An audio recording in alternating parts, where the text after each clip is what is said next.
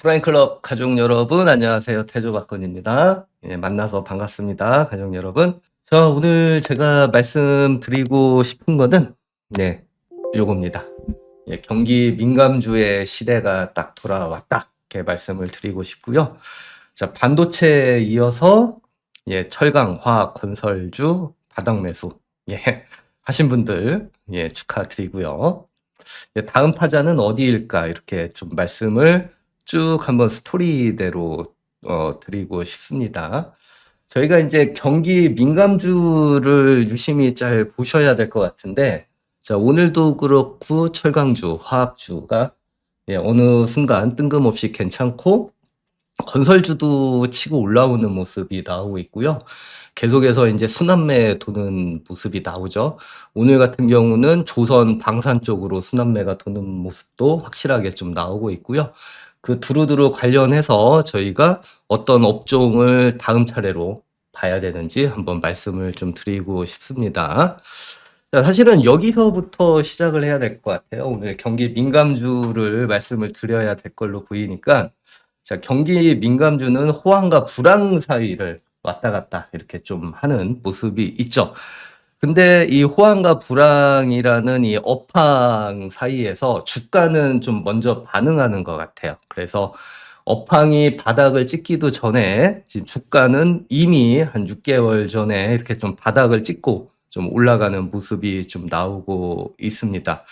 따라서 저희가 업황이 바닥인지 아닌지를 예, 확인을 하기 위해서는 가장 동행 지표가 중국의 생산자 물가지수를 보면은 알 수 있어요. 근데 최근에 생산자 물가지수가 이렇게 반등을 주면서 올라오는 모습이 좀 나오기 때문에 업황이 어느 정도 경기 민감주가 바닥이겠구나 이렇게 생각을 하는데 한 가지 문제가 발생을 합니다. 이거는 업황의 동행 지표이기 때문이고요. 업황 이전에 주가가 먼저 바닥을 찍죠. 그렇기 때문에 문제는 이 중국의 생산자 물가지수가 올라오는 거를 확인을 하게 되면은 예, 주가는 이미 상승을 하고 있기 때문이에요. 그렇기 때문에 저희가 주가가 올라가기 전에 예, 업황 바닥을 선반영해서 주가가 먼저 상승을 하기 때문에 업황이 바닥이라는 거 전에 저희가 언제쯤 매수를 해야 되느냐, 요거는 어떻게 봐야 되냐면은 업황의 선행지표를 먼저 확인을 해야 돼요. 그래서 업황의 선행지표는 예, 사이클상에서 투자 억제하고 공급 감소가 나왔을 때가 예, 저희가 주가 선 반영돼서 먼저 움직이는 측면에서 가장 콕 집어서 예, 바닥권에서 매수를 할 수 있는 거죠. 그 일례로 석유화학 사이클의 저희 형성 과정을 이렇게 좀 놓고 보면요, 저희 가족 여러분들. 네. 석유화학 사이클이 업황이 바닥이 되기 전에는 어떤 현상이 일어나냐면은 여기서 제가 이제 빨간색 선으로 해놨었죠. 이 역시나 공급 감소 형상이 이렇게 쭉 일어나요. 공급이 감소가 되고 아직은 수요가 확대되는 사이클로 가기 전이기 때문에 실적하고는 아무런 연관이 없습니다. 예. 되려 실적이 안 좋게 나와야 되는 게 정상이에요. 근데 주가는 그때서부터 바닥 찍고서 이미 이렇게 더블 올라가 있죠. 보면은. 예. 실적은 안 좋게 나오는데. 따라서 이 투자 억제 한마디로 공급 감소가 일어났었을 때가 예, 저희가 사이클, 예, 경기 민감주를 가장 찐바닥에서 살 수 있는 모양새가 되는 거죠. 그래서 저희 가족 여러분, 예, 다행히도 지금 동국제강 말씀도 해주시고 있는데, 네, 동국제강도 그런 맥락이죠. 동국제강도 지금 뉴스 뭐 네이버나 이런 데 딱 쳐보면은 좋은 얘기 하나도 안 나옵니다. 예, 업황이 아직도 되게 안 좋다 얘기만 계속 나오고 있고요. 계속해서 뭐 구조조정하고 있다, 뭐 안 좋아서 뭐 철근 감소를 하고 있다 이런 얘기가 당연히 나오는 거죠. 왜? 업황이 예, 현재 바닥이기 때문에. 근데 주가는 이 앞에서 이미 지금 올라가고 있죠. 딱 맞아 떨어지고 있는 모습인 것이죠. 저희 채팅창에 종목 이야기들 많이 하는데 좀 이따 시간 되면은 말씀을 드리도록 하겠습니다. 그래서 저희 가족 여러분들 네, 축하드립니다. 왜 그러냐면은 저는 그래서 중국의 구조조정이 본격화가 되는 쪽이 주가가 먼저 선반영이 되고 소재 업종에 주목할 필요가 있다는 뉴스가 이미 2025년도 7월 달에 나왔어요. 2025년도 7월. 예. 그때가 어떤 일이 있었냐면은 중국의 공업정보화부가 산업 구조조정 그리고 공급 개혁을 이미 예고를 했죠. 그러면은 이 사이클상을 이 석유화학 사이클에다가 딱 대입을 해서 보면은 이미 여기 어디가 지금 가고 있는 거예요. 그러니까 예.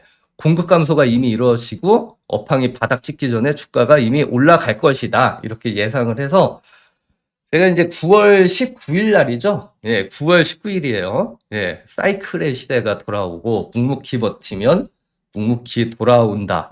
그래서 반도체, 철강주, 화학주가 바닥일 것이다. 라고 좀 얘기를 했습니다. 그때가 제가 이렇게 좀 방송을 했었죠. 이게 9월 19일 날 코스피 전기전자 업종도 말씀을 드렸고, 이때가 이제 대한유한하고 롯데케미칼, 그리고 롯데정밀화학도 같이 얘기를 했는데, 이 대한유화 같은 경우는 11만 원대 얘기를 했는데 지금 뭐 19만 원대까지 이렇게 이미 더블 가까이 간 거죠. 실적은 예, 아무 그렇게도 막 나오고 있는데, 그죠? 실적이 막 좋지는 않잖아요. 턴어라운드 정도만 살짝 했을 뿐이지. 근데 주가는 이미 더블 가까이 갔다는 얘기죠. 그래서 그 논리로 설명을 드렸었던 게, 예, 그 방송에서 전기전자 업종, 예, 사이클상 바닥, 예, 이렇게 나오는 거죠. 이게 이제 9월 9일 날 이렇게 좀 이걸로 만들었었던 건데, 그리고 화학주도 마찬가지죠. 화학주도 사이클상 바닥이죠. 예. 그리고 금속주도, 예, 지금 동국제강, 현대제철 포함해서 이 동국제강이 조금 늦게 움직인 감이 있는데, 확실히 현대제철도 예, 2025년도 9월 달쯤 해서 바닥 짚고 턴하는 모습이 나와 있고요. 우리 스카이님이 동국 목표가 말씀을 드리는데 10,000원 넘어가면은 불을 지펴서 올라갈 겁니다. 예, 불을 지펴서 올라갈 거예요. 10,000원 넘으면 10,000원 넘으면 추세가 턴하는 모습까지 좀 나오고 있기 때문에 어쨌든 분할 매수로 예, 굉장히 어려운 시기에 예, 주가를 분할 매수를 하셨던 분들, 이미 좀 수익권에 나셨던 분이 있으시면은 예, 축하를 드리고요. 그러면서 건설주 얘기도 그때 같이 해드렸던 게 기억이 납니다. 건설주가 이게 역헤드 앤 숄더 패턴이 예, 나오면서 올라갈 것이다. 그래서 GS건설, 국내 주택하고 연결이 돼 있는 GS건설 위주로 말씀을 이렇게 좀 드렸었는데, 그러면 예, 제가 이 말씀을 왜 드리냐면은, 그러면 이미 사이클 상에서 저희는 미리 알고 있었기 때문에 예, 제 말씀을 믿고 매수를 하셨던 분들이면 저희가 아무도 관심이 없었던 시크릿컬 주중에서 이미 수익이 꽤 많이 나셨던 분도 있을 거예요. 그럼 이게 끝이냐? 저는 그렇게 생각을 하지 않습니다. 경기 민감주는 계속 갈 것이다, 이렇게 말씀을 드리고 싶은데, 그 일례로 하나 놓고 보면은 2026년도에도 어떤 현상들이 계속 일어날 거냐면은 중국의 감산 조치가 계속 일어날 것이다는 거예요. 이미 공급 과잉 업종의 고정 투자 증가율이 2026년도 들어서 예, 다 떨어지고 있습니다. 예. 고정 투자를 안 하는 거예요. 공급 과잉 때문에. 이 말인 즉슨 공급을 통제를 한다는 거죠. 공급을 계속해서 통제를 하는 거는 어떤 얘기하고도 일맥상통하냐면은, 자, 저희가 업황의 선행지표인 투자 억제, 공급 감소하고 계속 연결이 돼 있는 거예요. 아직 수요가 확대가 되기 전에 이 여기 어디 모습일 거예요. 예. 주가는 저희는 미리 알고서 바닥에서 잘 사서 이익이 났지만 아직 수요 확대까지 가지도 않은 업황이 회복되는 모습이 나오지 않기 때문에 2026년도에도 경기 민감주들을 린 반도체, 철강주, 화학주, 건설주들은 예, 계속해서 예, 움직일 가능성이 높습니다. 예. 자, 보면 에틸렌 가격이죠. 석유화학의 쌀이라고 하는 예, 에틸렌 가격, 석유화학의 사이클을 예, 대변해주는 에틸렌 가격의 마진 추이를 놓고 보면은 예, 아직도 마진이 나오지가 않아요. 아직도 본격적으로 실적이 턴이 하지 않았어요. 예. 실적이 턴하면서 이제는 추세적으로 갈 가능성이 높습니다. 추세적으로. 저희는 바닥권에서 잡았을 뿐이에요. 추세를 아직 보지도 않은 거예요, 현재는. 아셨죠? 네. 자, 저희는 이렇게 보셔야 돼요. 화학주가 그러면은 일단은 에틸렌 가격만 이렇게 놓고 봤었을 때 결국에는 턴하면서 이익도 나오는 이 사이클로 돌아설 것인데, 예. 그러면 화학주는 어디까지 갈 것이냐가 관건이겠죠? 예. 그래서 화학주 전반은 목표 타겟을 PBR 2로 잡고서 가겠습니다. 자, 지금 대한유화 같은 경우가 좀 많이 올랐어요. 일례로 대한유화가 지금 PBR이 어느 정도 되죠? PBR을 2 정도로 제가 이제 목표가로 가고 있는데, 예, 결론부터 말씀드리면은 2배 정도 더 갈 것이다. 지금 2026년도에 예, 지금보다 2배, 그러니까 더블 정도 더 나지 않을까 이런 생각은 나고 있습니다. 밸류에이션상. 왜 그러냐? 대한유화가 지금 PBR 기준으로 0.6입니다. 0.62. 예, 0.62. 0.6이고 요게 이제 이까지 올라가는 시점이 이제는 수요 확장과 함께 실적 개선과 함께 맞물리기 때문에 지금 가격대에서도 대한유화가 많이 올라와 있어 보이지만 여기에서 네, 지금 18만 원 정도 하고 있지 않습니까? 대한유화가 예, 한 배 정도 더 갈 것이다. 2배죠. 그러니까 지금 가격대에서도 그렇게 말씀을 드리고 싶습니다. 예. 자, 그러면 철강주는 어디까지 갈 것이냐 이렇게 말씀을 드리고 싶은데요. 목표 타겟은 PBR 0.5로 잡겠습니다. 그러면 PBR 0.5면 동국제강 기준으로 지금보다 2배 정도 더 갈 수 있습니다. 예, 지금 정도보다 2배는 더 갈 수 있다. 동국제강은 제가 봤었을 때는 예, 일단은 예, 짧게는 1차 목표를 한 2만 원 정도로 잡아놓는 게 맞지 않나 이런 생각이 들고요. 그리고 이제 저희가 이제 반도체 쪽이 최근에 좀 많이 올라와 있기 때문에 고민이 많이 있는데 반도체주들도 계속 지속해서 보유하셔야 될 것 같습니다. 반도체는 이 시크리컬주처럼 목표 타겟이 PBR이 아니고 퍼로 봐야 될 것 같고요. 퍼가 한 20배 정도 이렇게 좀 나올 걸로 보이는데 저희가 일례로 들어가지고 저희가 반도체 소부장에서 예, 대표적으로 테스 한번 볼까요? 테스? 네. 테스가 이렇게 생겼죠. 한 7만 원 정도 이렇게 되고 주가도 이렇게 생겼죠. 많이 올라 보이죠? 네. 근데 테스를 기준으로 해서 저희 반도체나 반도체 소부장 퍼 20배 정도 본다고 하면 테스가 현재 앞으로 12개월 퍼가 지금 18배 정도 이렇게 좀 되어 있거든요. 예, 18배 정도 이렇게 돼 있는데 한 20배 정도 목표로 하긴 하는데 이게 12개월 퍼가 이렇게 되기는 하지 않습니까? 근데 아무래도 앞으로 2026년도에 소부장은 예, 실적이 턴어라운드 되는 과정에 있기 때문에 이 실적이 방어를 해서 이 PER 자체가 이렇게 좀 쭉 내려갈 거예요. 보면은. 그러면은 계속해서 주가하고 실적하고 맞물려서 올라가기 때문에 요거는 추이를 조금 더 보죠. 근데 펄을 한 20배 정도 이렇게 예, 본다고 했었을 때 이 삼성전자를 보죠. 삼성전자가 실적이 워낙에 턴어라운드가 세기 때문에 앞으로 12개월 퍼가 9배거든요. 예. 그러니까 무슨 얘기냐? 지금 주가가 높아 보여도 이익의 개선폭이 워낙 크니까 주가가 퍼 10배 정도로 싸 보이는 거예요. 그러니까 계속해서 실적이 상향되면서 주가는 예, 부담이 되지만 계속 이렇게 타고 올라가는 모습이 나올 거거든요. 그러니까 삼성전자 자체도 그렇고 반도체 소부장 자체도 2026년도에 실적이 더 좋게 나오면은 지금보다도 2026년도는 예, 더 우상향해서 갈 가능성이 있어요. 근데 탄력도는 조금은 떨어질 수는 있을 것 같아요. 보면은 퍼 기준으로 봤었을 때는 예. 그 상대적인 비교로 봤었을 때 차라리 보면 이런 제가 말씀드리는 철강주나 화학주가 상대 강도에서 상승은 더 강할 수도 있어요. 예, 그것까지도 좀 염두는 해둬야 되는데 반도체주들도 굳이 현재 내릴 필요는 없다 이렇게 말씀을 드리고 싶고요. 상대 강도 측면에서 저는 예, 이 달러 약세하고 맞물려서 이 비달러 자산이 반대에 있는 예, 강세로 좀 이어질 걸로 이렇게 네, 보이는데 요게 달러 약세 기조에서 가장 그 최근에 있었던 2002년도에 이 시크릿걸 상승이 있었었죠. 예. 이때도 원자재나 신흥국이 10배 상승을 했고요. 좀 더 과거로 돌아갔었을 때 제조업의 신흥국 10배. 예, 1986년도에. 예, 그리고 1973년도도 원자재 가격이 10배가 좀 상승을 했었습니다. 저는 요 사이클을 좀 봤으면 싶다. 예, 이런 말씀을 드리고 싶고요. 예, 요런 잠재력이 있기 때문에 저는 2026년도에 이런 경기 민감주들 철강, 예, 주, 화학주, 그리고 반도체주 이렇게 좀 잘 보셔야 되고요. 물론 우리 리미님 말씀하시는 조선이나 조선 기자재 주들도 계속해서 지속해서 잘 보셔야 될 걸로 보입니다.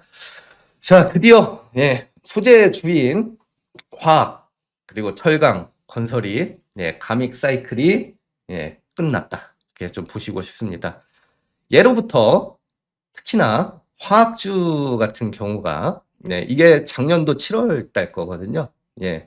화학주의 최대 감인 연소가 연으로 4년 정도가 업황이 안 좋았고 턴어라운드 하는 모습이 나오는데 현재 올해가 4년이죠. 예. 그러니까 감익의 현재 끝을 보고 있는 거고요. 그리고 철강주도 마찬가지고 건설주도 마찬가지고 다 3에서 4년 사이에 맞물리는데 그 가믹 사이클이 끝나는 연속기죠. 연속 연도가 다 오고 있기 때문에 그 어느 때보다 네, 관심이 좀 많이 있다. 이렇게 보고 싶습니다. 아셨죠?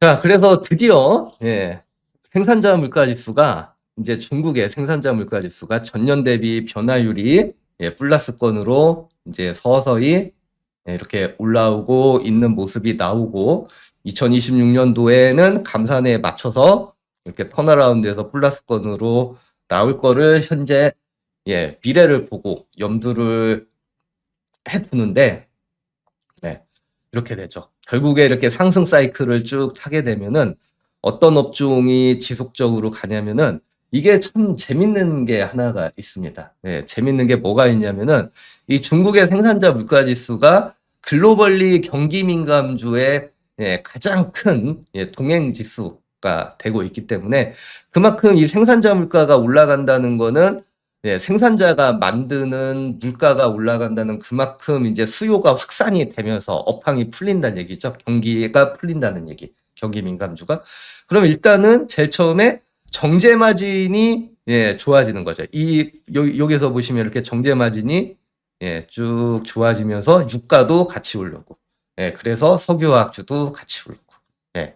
이 사이클이 2026년도에도 계속 지속이 되고 이것 때문에 저희가 예, 정제 마진도 개선 얘기가 계속 나오는 S-오일 같은 경우도 저희가 굉장히 좀 무거운 종목이긴 하지만 이렇게 좀 최근에 저점에서 예, 많이 좀 올라가는 모습이 좀 나오는 거죠.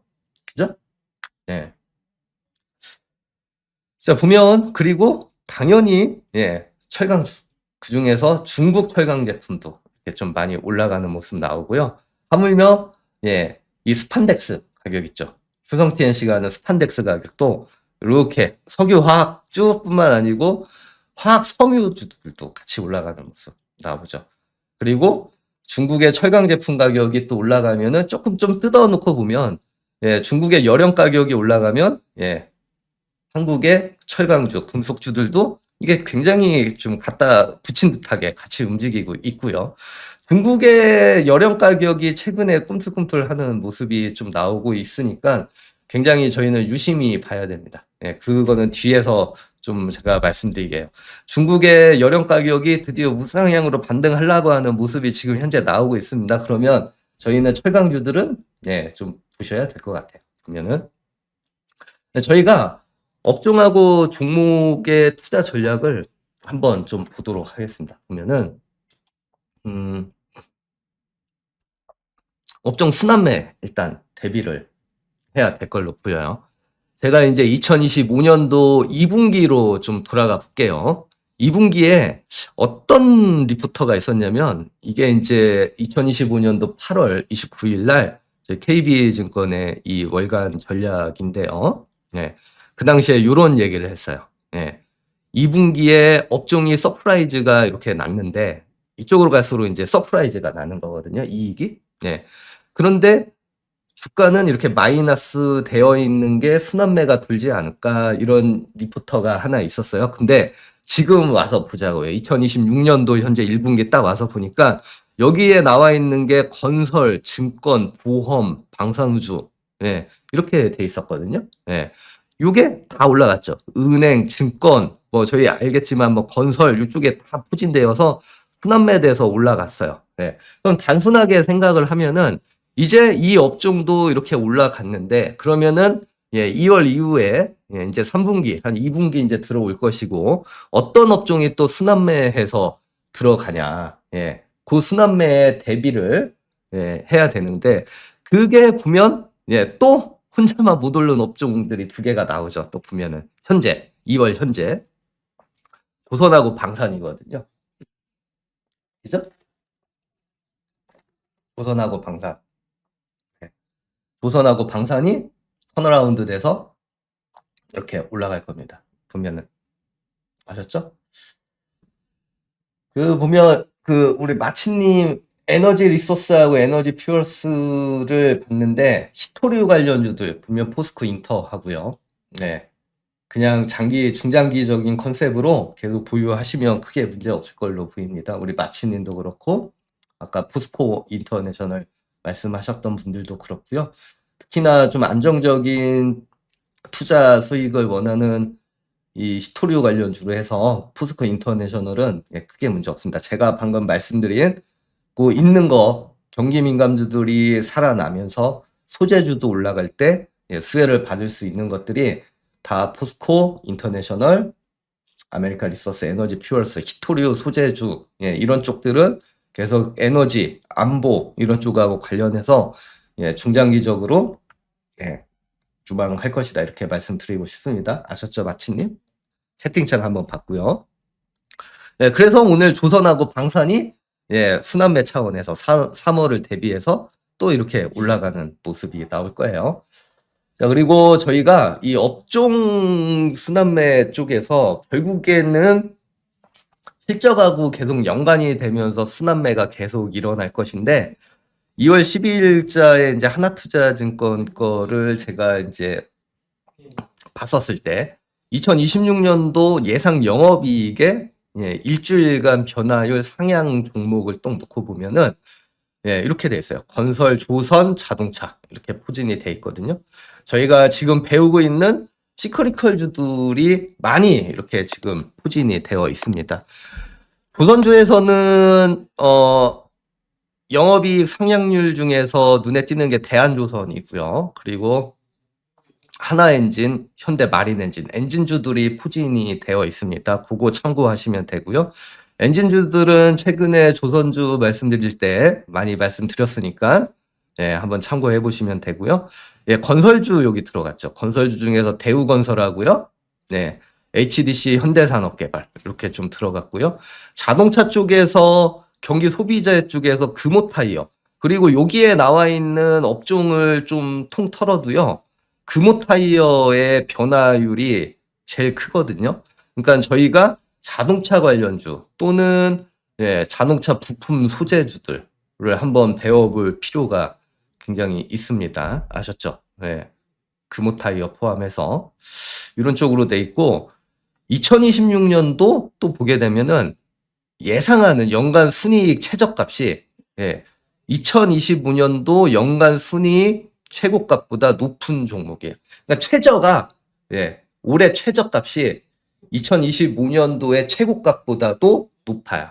예, 그만큼 업황이 빨리 턴어라운드 되는 종목 중에 현대제철이 여기 들어가 있습니다. 현대제철 철강주가 있고요.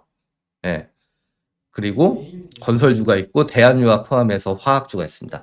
다 시크리컬주들이 많이 포진이 돼 있다는 거를 저희 가족 여러분들이 조금 인지를 하실 필요가 있습니다.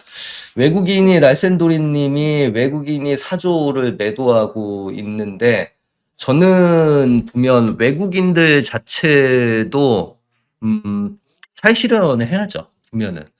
외국인이 한국 시장에 들어온 거는 다 이제 삼성전자, 하이닉스, 전기전자 쪽을 보고서 들어온 것인데, 엊그저께 이제 엔비디아에 대한 실적이 좋게 나왔는데 의구심이 계속 생기는 거죠. 보면은 두 개가 계속 상치하는 거죠.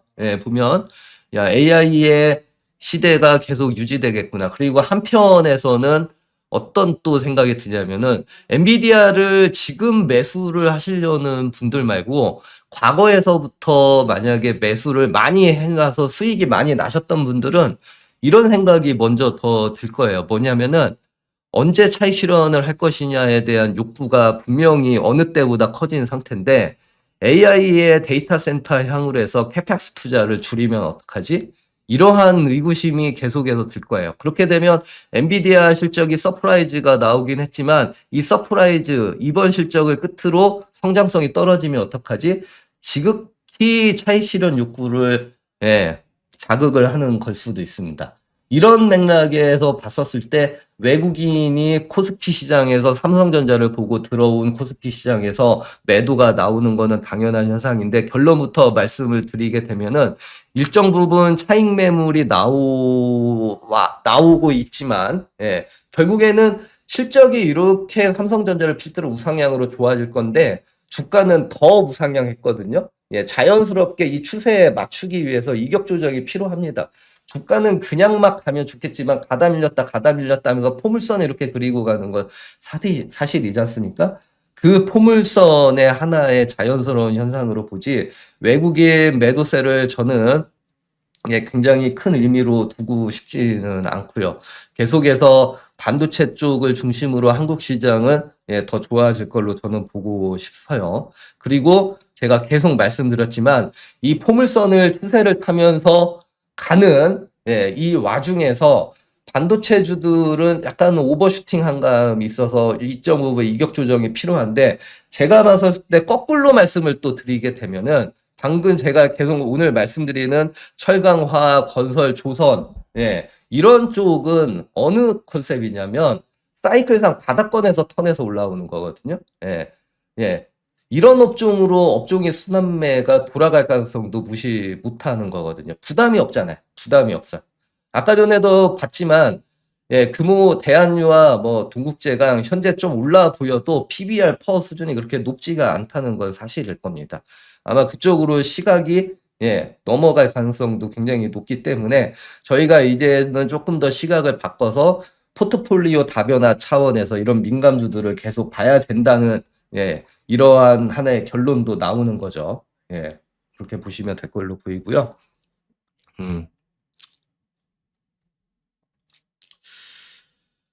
자, 이제부터 이제 조금씩 종목 얘기를 들어가도록 할 건데요.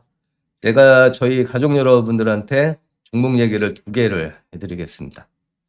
자, 중국의 주요 철강 제품 내수 가격이 열연하고 철근 가격이 하락을 마무리하고 드디어 턴을 하려고 하는 모습이 좀 나오고 있고요.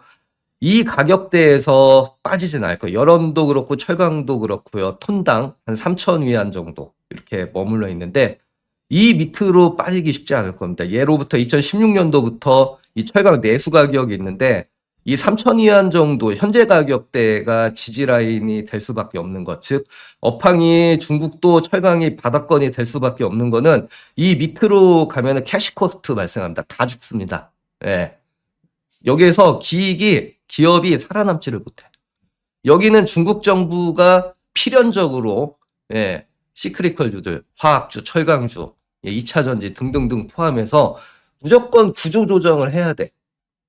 안 하면은 다 죽는 거야. 그래서 그 구조조정이 앞에서 제가 계속 쭉 설명드리는 게 계속해서 구조조정이 일어나고 그게 주가가 선반영돼서 움직이기 전에 우리가 먼저 인지를 하고 주가를 싸게 살 수 있는 기회라고 했죠. 근데 드디어 내수 가격도 구조조정이 이뤄지는 와중에 이제 턴어라운드가 되는 거고 그 앞에서 먼저 이루어진 게 북미 쪽에서 또는 유럽 쪽에서 열연 내수 가격이고요. 북미 내수 유통가가 급등하고 유럽 쪽도 열연 가격이 급등하죠. 북미하고 유럽에서 사업을 하고 있는 그래서 제가 계속 말씀드리는 거 아르셀로미탈이 왜 올라갔냐면 이것 때문에 올라갔습니다. 예, 이것 때문에 올라갔어요. 네. 아르셀로미탈도 뜬금없이 올라갔죠. 예, 뜬금없이. 어느 날 갑자기 나 바닥이야 하고서 얘기 안 하고 올라갔습니다. 되려 바닥권에서 한 번 더 빼고 올라갔어요. 바닥에서. 예. 그 누구하고의 그 싼 가격을 향유하지 않기 때문에 손절 물량 한 번 털고서 올라갔습니다. 예. 그래서 갔어요. 요것도 마찬가지일 겁니다. 예, 요것도 턴어라운드가 본격적으로 2026년도에 되기 시작하면은 예, 한국의 철강주들 계속 올라갈 겁니다. 보면. 예, 그 미래를 걸어야 돼요.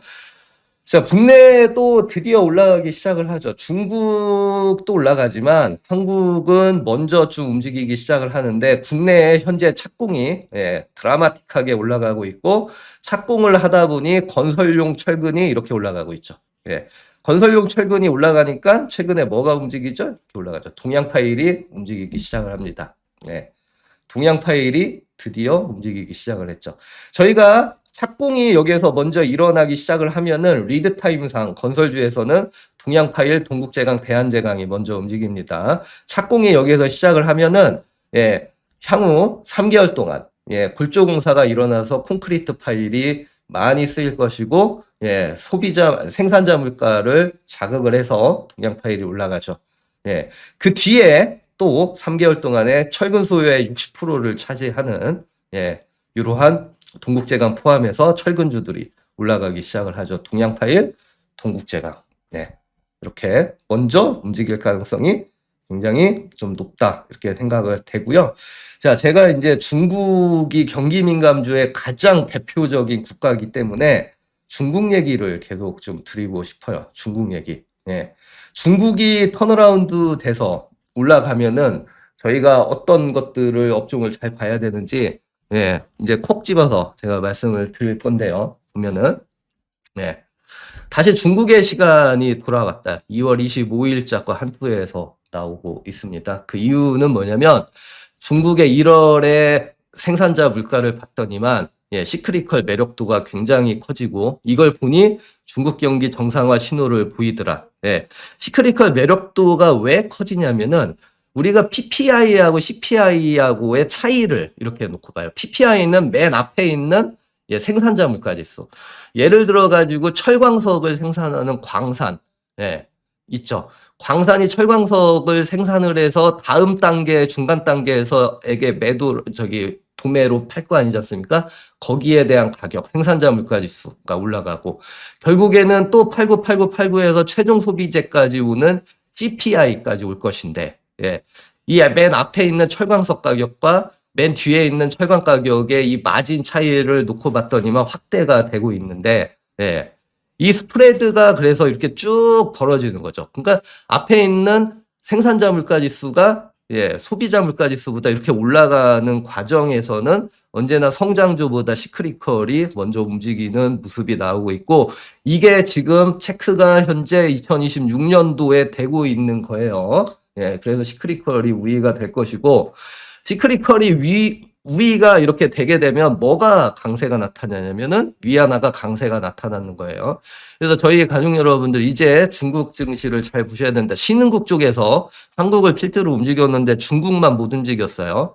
글로벌 투자자들이 다음으로 갈 수 있는 국가가 어디냐? 그 매력도가 가장 커지는 게 어디냐면 중국을 노리고 있을 겁니다. 중국. 예. 중국 관련주들을 잘 봐야 됩니다. 예. 중국주들을 잘 봐야 되고요. 중국은 이렇게 시크리컬도 있지만 중국이 경제를 구조적으로 질적으로 성장을 시키기 위해서 계속해서 AI 반도체 쪽에 초점을 맞추고 있어요. 예. 저희 ETF라든지 주식이라든지 중국의 반도체 AI 쪽도 예, 잘 보셔야 될 걸로 보입니다. 어쨌든 확장 위안화가 강세가 돼요. 네. 그리고 또 하나 체크를 하셔야 될 거가 뭐냐면 미분양 면적이 속도가 둔화돼서 부동산 경기가 반등을 나오고 있습니다. 2023년도 말만 해도 전년 대비 성장성을 봐야 돼요, 이건. 예. 단순하게 미분양 면적을 보는 게 아니고, 예, YY 성장성이 꺾이는지 안 꺾이는지가 중요합니다. 2023년도 말에요, 중국이 미분양 면적이 YY로 19% 플러스. 2024년도 말에 10% 플러스, 2025년도 말에 2026년도 1월 19일 날 발표했죠. 1.6까지 떨어졌습니다. 성장성이 급격하게 꺾이고 있어요. 부동산 경기가 드디어 또 올라오고 있어요. 네. 이렇게 중국이 또 부동산이 회복이 되면 또 어떻게 위안화 회복을 지속 유도를 합니다. 그러면 위안화 회복을 유도를 하고 있죠. 지금도 보면 이게 제가 어제 걸로 빠졌는데 드디어 미국 달러 위안이 6.8까지 빠졌습니다. 완연하게 위안화 강세로 가고 있어요. 위안화 강세. 위안화 강세가 움직이면 뭘 봐야 된다? 중국 철강 가격이 같이 움직인다는 거예요. 중국 철강 가격이 움직이고, 그리고 중국 위안화 강세로 중국 증시가 올라가면 또 뭘 봐야 돼? 롯데케미칼. 롯데케미칼하고, 중국 증시하고는, 맞물려서 움직입니다. 그만큼 국내 화학주는 중국하고 많이 연관이 돼 있어요. 그래서 시크리컬 주예요. 그리고 중국을 잘 봐야 되는 거예요. 아셨죠? 그죠? 철강주, 화학주, 그리고 또 뭐가 움직여요? 자, 철광석 가격이 이렇게 움직이기 시작을 하죠, 현재. 그리고 중국의 열연 가격이 움직이기 하죠. 소재 가격이 드디어 철광석 가격까지 움직이면 뭘 봐야 되냐면 벌크선 운임지수가 계속 움직이죠. 철광석 가격하고 함께 벌크선, 해운주들을 잘 봐야 됩니다. 보면은 아셨죠? 저희가 해운주 하면은 특히나 벌크선, 페노션, 대한해운에 굉장히 생소할 거야. 굉장히 생소하실 겁니다. 해운주를 왜 보냐 하시는 분들도 있어요. 근데 봐야 돼요. 아셨죠? 봐야 됩니다. 꼭 아셨죠? 봐야 됩니다. 워낙에 싸요. 워낙에 싸. 근데 여러 가지 매크로 지표가 아무도 관심 없는 이 싼 종목으로 초점이 꽂히고 있어요. 현재 2026년도에. 시각을 조금 바꿀 필요가 있습니다. 아셨죠? 업종 알려드렸어요. 업종 알려드렸고, 동국제강이 1월 첫째 주 주봉이었거든요. 그러니까 동국제강 같은 경우를 첫 번째 동국제강을 첫 번째 종목으로 제가 말씀을 그래서 드리도록 하겠습니다. 보면 자, 동국제강이 1월 첫째 주에 주봉이 이렇게 생겼는데 제가 이제 이거를 이렇게 그 당시에 그려서 보여드렸어요. 완전히 변곡점에 서 있었죠. 그 당시에 보면은 그 당시에 1월 달은 이 선을 중심으로 해서 이 밑에 부분에 굉장히 암울한 시기. 이 위에 부분이 그래도 업황이 회복되면서 주가가 올라가는 시기. 이렇게 이분법으로 완전 동전 양변으로 넣어놨는데 1월만 하더라도 지금 여기에 딱 걸려 있습니다.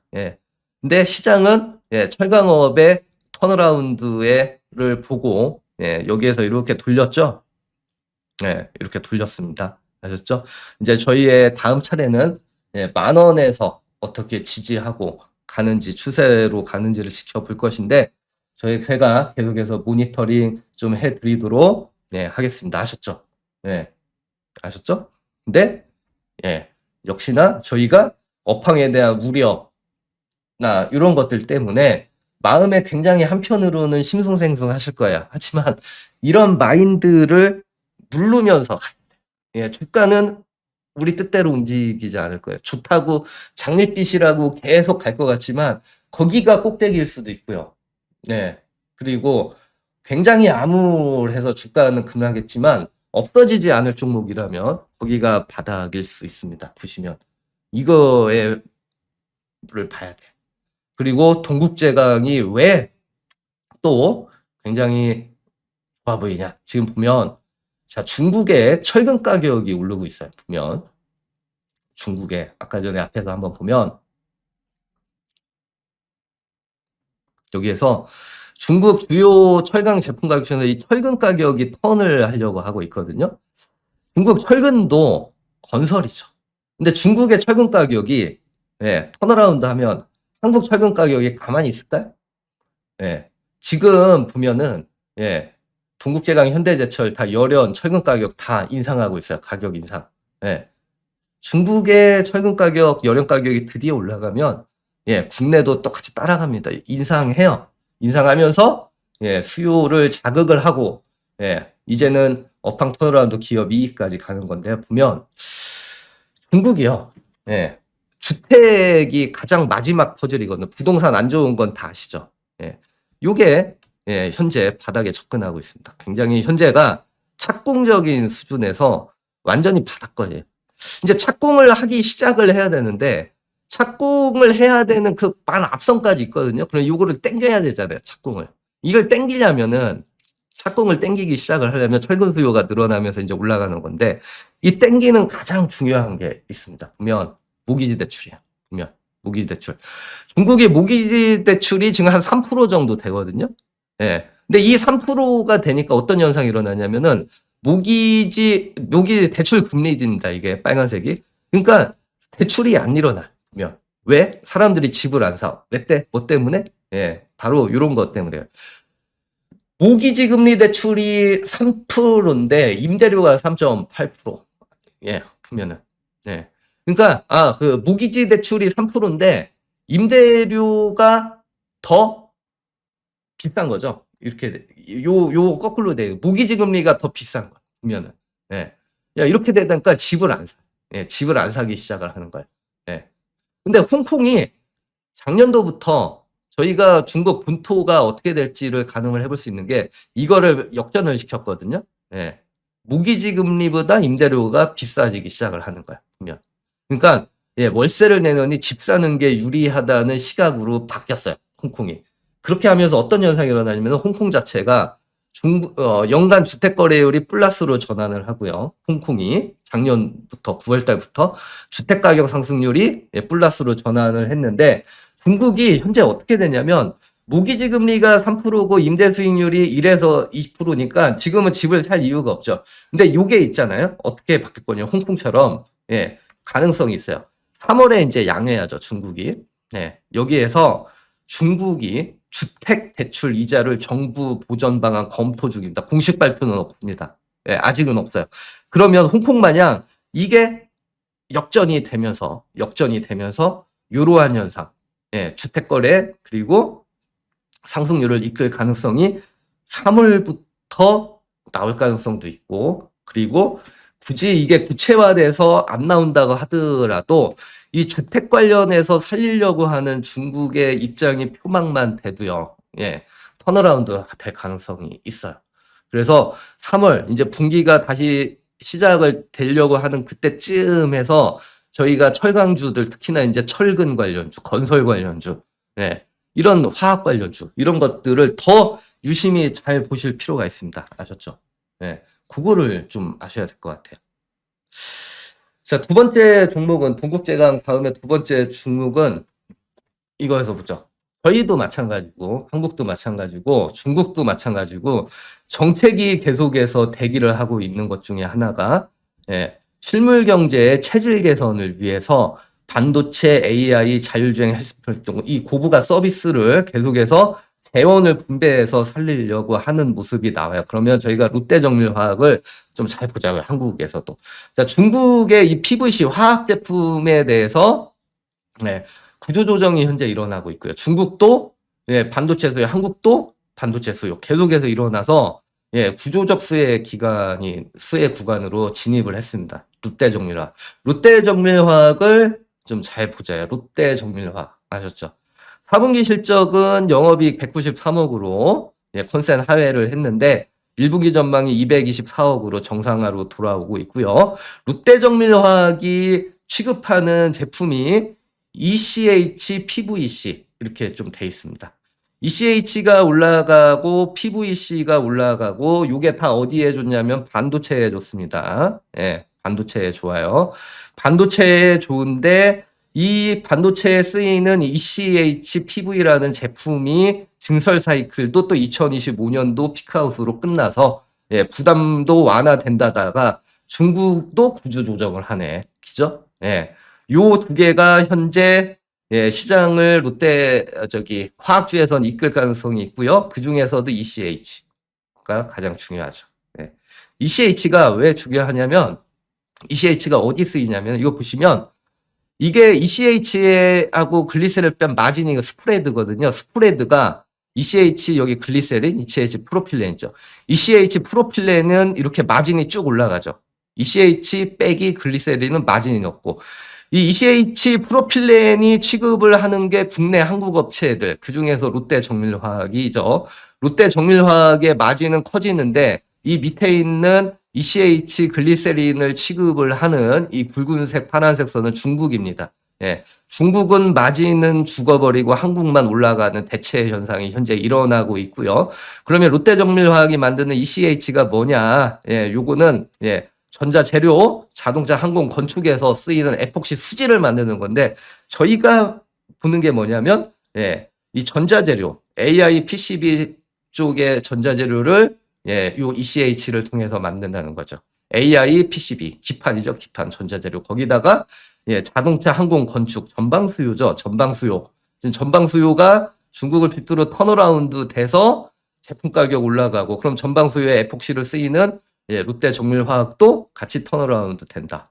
이런 컨셉으로 보시면 될 걸로 보여요. 아셨죠? 롯데정밀화학. 그 롯데정밀화학이 만드는 제품 중에 뭐가 있냐면 이 암모니아도 있거든요. 암모니아는 미국의 그리고 글로벌적으로 국가적인 행사입니다. 이벤트입니다. 미국이 암모니아 프로젝트를 진행을 하는데 2030년도까지 3,000톤 이상, 3천만 톤 추가를 하고요. 이 암모니아는 LNG를 통해서 나오는 거고요. 그리고 천연가스를 통해서 암모니아를 나오고 암모니아를 가지고 또 뭘 만들 수 있냐면 비료도 만들지만 수소, 운송, 저장체도 만들죠. 앞으로 향후 암모니아 수송 그리고 수소에 대한 수송 요 시장이 굉장히 커져 갈 거예요. 최근 리포터도 암모니아에 관련된 리포터들이 속속속속 현재 나오고 있거든요. 친환경 암모니아의 시대가 현재 돌아오게 된다 하면 롯데정밀화학은 아시아 쪽에서 암모니아 유통 1위의 시장이 될 걸로 보이고요. 그리고 암모니아 같은 경우는 아시겠지만 이 벙커린성, 선박 원료로도 쓰입니다. 그러니까 저희 국내 조선소가 앞으로 친환경 선박으로 계속 커져가면서 롯데정밀화학의 암모니아 계속 쓰일 거고요. 그리고 혼조 발전, 발전소 연료도 활용이 됩니다. 지금 전 세계가 AI로 인해서 전력이 없어요.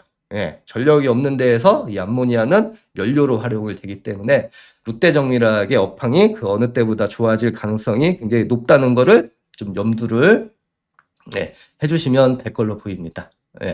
그리고 웨이퍼 재료를 저희가 제나님이 말씀을 해주시는데 이렇게 되는 거죠. 보면은 군도 그 가성소다가 있어요. 가성소다가 중국이 PVC를 방금 설명드린 거 ECH였죠. 그리고 이 PVC 가성소다도 롯데정밀화학이 취급을 하는데 중국이 화학에서 구조조정을 하는데요. 이 석탄 기반의 PVC도 구조조정을 해요. 약 한 300만 톤, 중국 생산의 10%.